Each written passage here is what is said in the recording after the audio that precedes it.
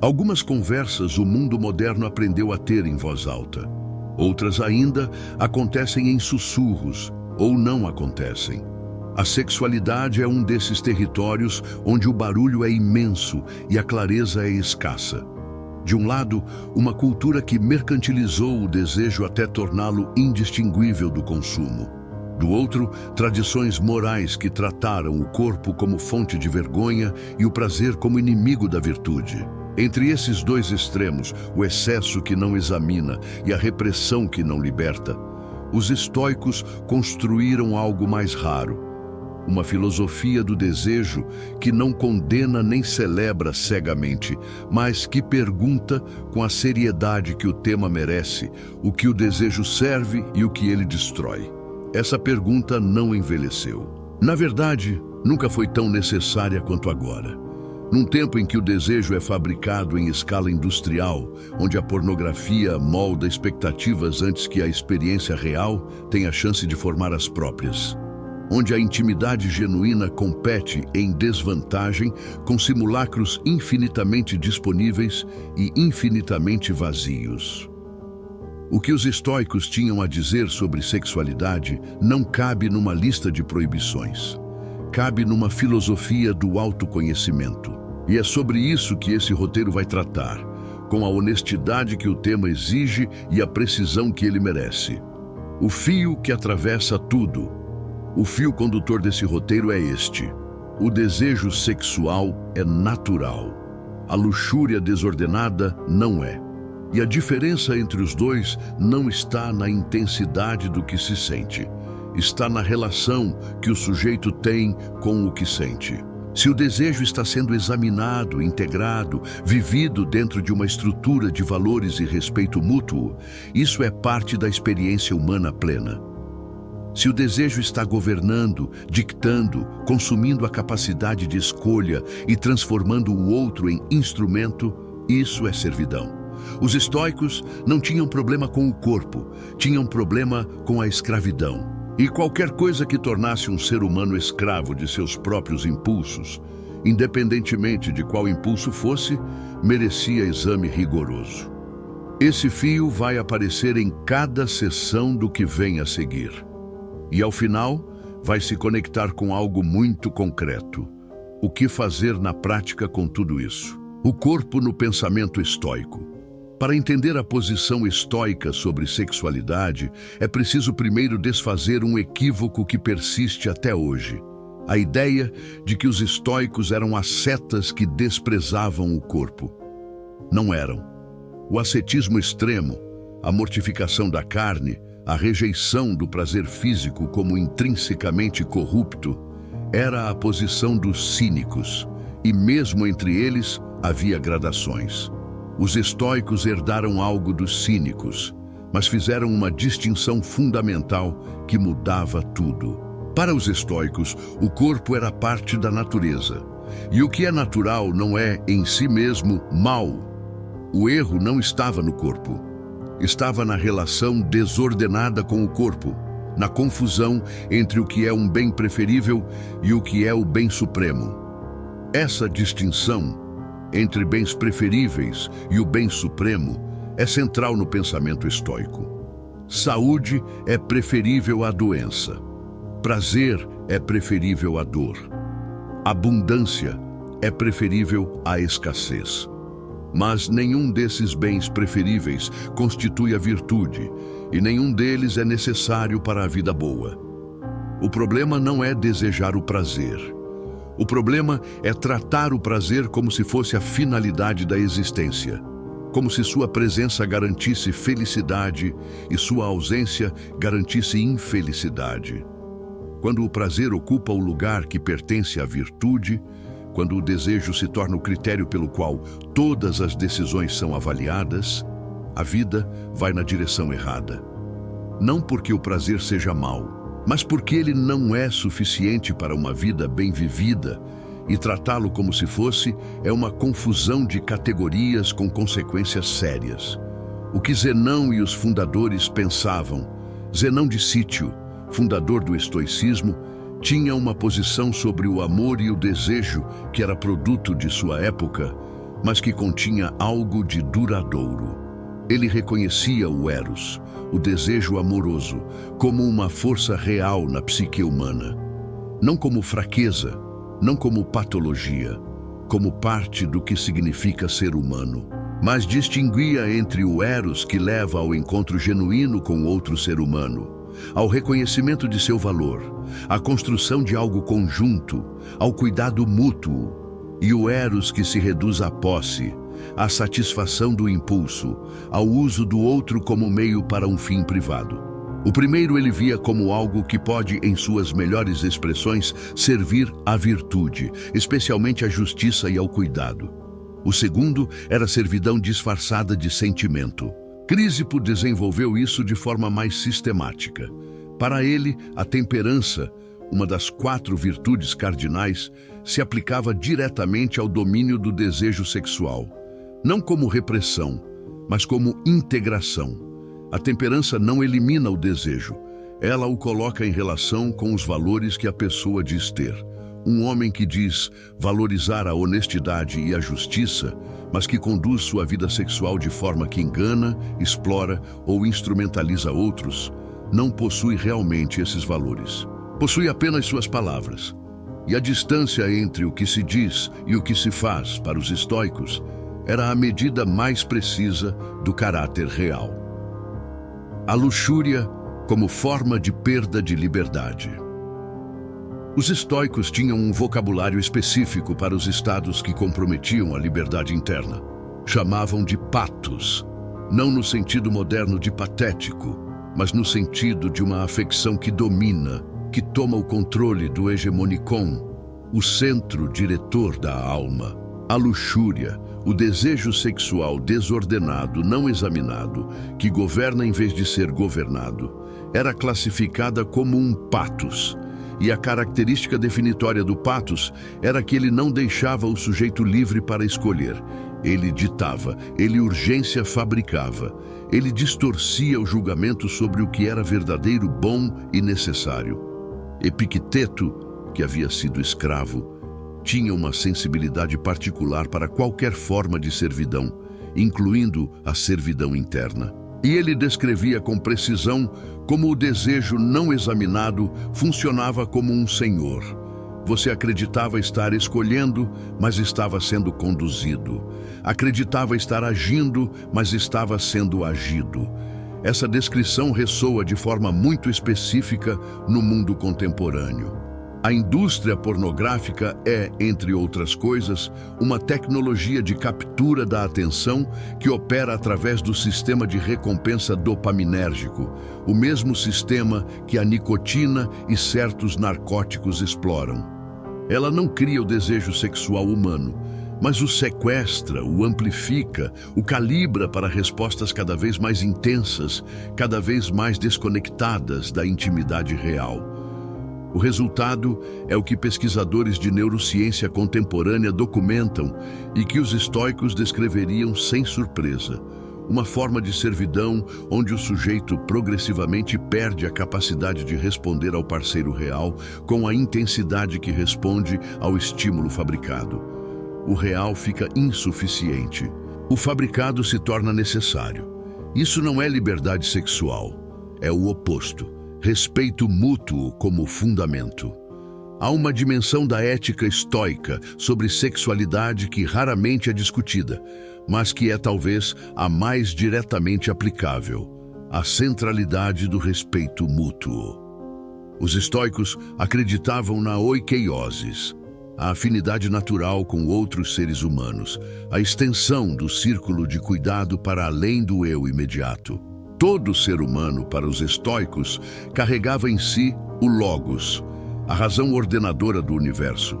E esse fato conferia a cada pessoa uma dignidade que não podia ser ignorada sem violação da própria razão. Quando essa filosofia é aplicada ao domínio sexual, a implicação é clara: o parceiro não é instrumento, não é objeto, não é recurso para a satisfação do próprio impulso. É um ser que carrega o mesmo logos, que tem a mesma dignidade fundamental, que merece o mesmo cuidado que você reivindica para si mesmo. Isso não é moralismo abstrato. É uma consequência lógica de um princípio filosófico que os estoicos levavam a sério. E tem implicações práticas que vão muito além das proibições legais. Vai na direção de perguntar, antes e durante qualquer encontro sexual: isso está sendo construído sobre consentimento genuíno, não o consentimento mínimo da ausência de objeção, mas o consentimento positivo de dois sujeitos que estão presentes e escolhendo? Estou tratando essa pessoa como ela trata a si mesma, com valor, com cuidado, com atenção ao que ela realmente quer? Essas perguntas não são uma lista de regras. São a aplicação da virtude de justiça ao domínio específico da intimidade. Marco Aurélio e a disciplina do desejo. Marco Aurélio viveu numa época e num contexto em que o abuso sexual do poder era não apenas comum, mas frequentemente institucionalizado. Imperadores romanos tinham acesso, legal, cultural e socialmente sancionado, a formas de satisfação sexual que envolviam exploração de escravos, de jovens, de pessoas sem poder de recusa real. O que Marco Aurélio escreveu sobre desejo e autocontrole nas Meditações é notável precisamente por esse contexto. Ele agradecia aos deuses, ou ao destino, por não ter ido além do que era justo na expressão da sexualidade, por não ter se deixado levar pelos excessos que o ambiente não apenas permitia, mas quase esperava de alguém em sua posição.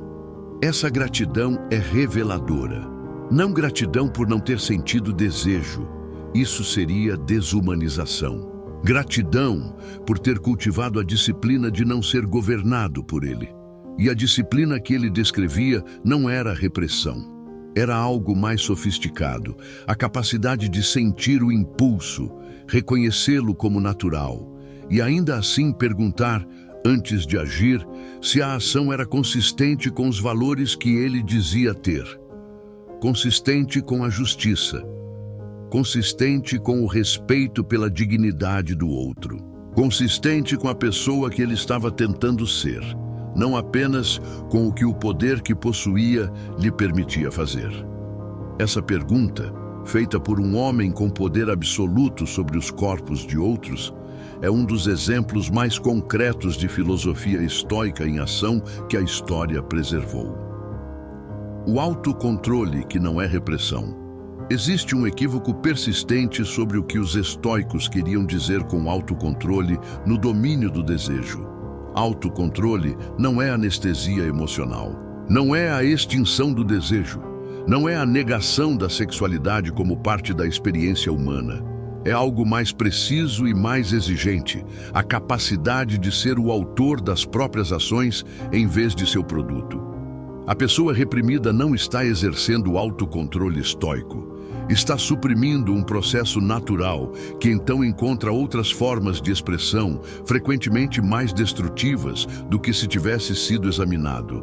A repressão não dissolve o desejo.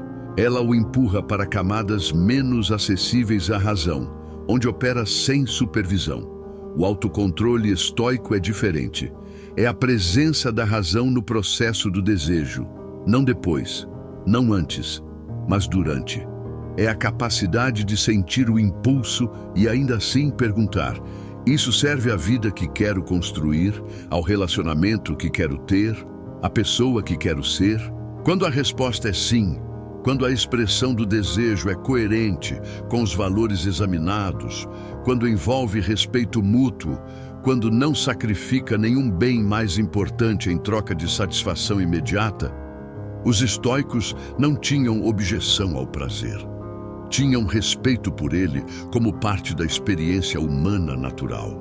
Quando a resposta é não, quando o impulso está pedindo algo que viola a dignidade do outro, que compromete a integridade da própria palavra, que sacrifica bens mais duradouros por satisfação passageira, então o autocontrole não é repressão, é sabedoria. E essa distinção entre prazer que serve à vida boa e prazer que a sabota é o coração da ética estoica sobre sexualidade. O problema contemporâneo que os estoicos previram seria um erro pensar que a reflexão estoica sobre desejo e sexualidade pertence apenas ao mundo antigo. Ela antecipa, com uma precisão perturbadora, os problemas específicos que a cultura contemporânea criou para si mesma. A gamificação do relacionamento, aplicativos que transformam parceiros potenciais em imagens deslizáveis, otimizados para a resposta dopaminérgica de um novo match, de uma nova possibilidade, de um desejo sempre renovado por algo ligeiramente diferente do que se tem, é exatamente o mecanismo que os estoicos descreveriam como cultivador de insatisfação crônica. O desejo que nunca se satisfaz não é liberdade, é prisão de espelho. A pessoa que treinou sua psique para responder sempre ao próximo estímulo mais novo, mais intenso, mais diferente, essa pessoa não está vivendo mais plenamente sua sexualidade. Está progressivamente perdendo a capacidade de se contentar com o real, o presente, o humano em sua complexidade ordinária. Sêneca escreveu, em contexto diferente, mas com aplicação direta: a volúpia que nunca satisfaz não é prazer, é tormento. Porque o tormento específico da insatisfação crônica é que ela usa a linguagem do desejo, a energia do desejo, mas nunca chega ao lugar onde o desejo genuíno quer chegar, que é o encontro, a presença, a conexão com outro ser humano real. A cultura contemporânea da abundância sexual simulada produziu, paradoxalmente, uma crise de intimidade genuína que os estoicos reconheceriam imediatamente como o resultado previsível de confundir satisfação do impulso com florescimento humano. Relacionamentos e a ética estoica. A posição estoica sobre relacionamentos amorosos e sexuais não era ascética, era ética. E essa ética tinha uma estrutura que merece ser articulada com clareza. O primeiro princípio era o da coerência. Um relacionamento construído sobre mentira, sobre infidelidade não combinada, sobre promessas que não se pretende cumprir, sobre uma imagem apresentada que não corresponde à realidade, é inconsistente com a virtude de honestidade. E a inconsistência entre o que se diz e o que se faz, para os estoicos, não era uma questão privada, era uma questão de caráter. O segundo princípio era o da proporcionalidade. O desejo é natural. A obsessão é uma distorção do desejo que consome recursos que deveriam estar distribuídos por uma vida inteira: tempo, atenção, energia, capacidade de julgamento. A pessoa dominada pela obsessão amorosa não está amando mais, está sendo menos livre, menos capaz de cumprir seus outros deveres, menos presente para o conjunto da sua vida. O terceiro princípio era o da dignidade recíproca. Qualquer forma de expressão sexual que tratasse o outro como instrumento, que desconsiderasse sua vontade, seu bem-estar, sua humanidade, era uma violação da justiça. Não porque o prazer fosse errado, mas porque a instrumentalização do outro era incompatível com o reconhecimento do Logos em cada ser humano. Esses três princípios juntos formam uma ética sexual que não precisa de uma lista de proibições. Precisa de uma única pergunta, aplicada com honestidade: estou agindo de forma consistente com meus valores e com o respeito que devo a outro ser humano que carrega a mesma dignidade que reivindico para mim mesmo? A prática. O que isso muda no cotidiano? Toda reflexão filosófica para os estoicos precisava chegar à ação. O pensamento sem prática era decoração intelectual. Agradável talvez, mas não transformador. O que a ética estoica sobre sexualidade pede de forma concreta é, em primeiro lugar, honestidade sobre os próprios padrões de desejo. Não julgamento moralista, mas observação honesta. Como o desejo funciona na sua vida? Ele está servindo a algo que você valoriza. conexão, intimidade, prazer genuíno compartilhado, ou está sendo cultivado de formas que progressivamente enfraquecem sua capacidade de intimidade real? Em segundo lugar, pede atenção ao impacto sobre o outro. Não de forma paralisante, mas de forma genuína. A pessoa com quem você está sendo tratada como sujeito, com sua vontade, seu bem-estar, sua realidade levados em conta, ou como objeto de uma necessidade que termina no ponto em que a sua satisfação foi obtida? Em terceiro lugar, pede coerência entre o que você diz que valoriza e o que suas escolhas no domínio sexual revelam que você realmente valoriza. Porque as escolhas no domínio do desejo são reveladoras precisamente porque acontecem num território onde as defesas do ego baixam. O que você faz quando o impulso é forte e o custo aparente é baixo diz mais sobre seu caráter do que o que você faz quando está sendo observado. Essas três práticas não são uma lista de regras externas. São a aplicação do logos ao domínio específico, onde ele mais é colocado à prova, e onde, por isso mesmo, seu cultivo tem um impacto mais profundo sobre a qualidade da vida inteira. O lugar do prazer numa vida bem vivida. É preciso terminar com clareza sobre o que o estoicismo não diz, porque o equívoco aqui é fácil e o custo é real. O estoicismo não diz que o prazer é mau. Não diz que a sexualidade é uma fraqueza a ser superada. Não diz que a vida bem vivida é aquela de menor prazer ou de maior sofrimento voluntário. O estoicismo diz que o prazer é um bem preferível, real, válido, parte da experiência humana plena. E que a diferença entre o prazer que enriquece uma vida e o prazer que a empobrece não está na sua intensidade. Está na relação que o sujeito tem com ele. O prazer que você escolhe, que você integra, que você vive dentro de uma estrutura de valores e respeito. Esse prazer é parte de uma vida florescente.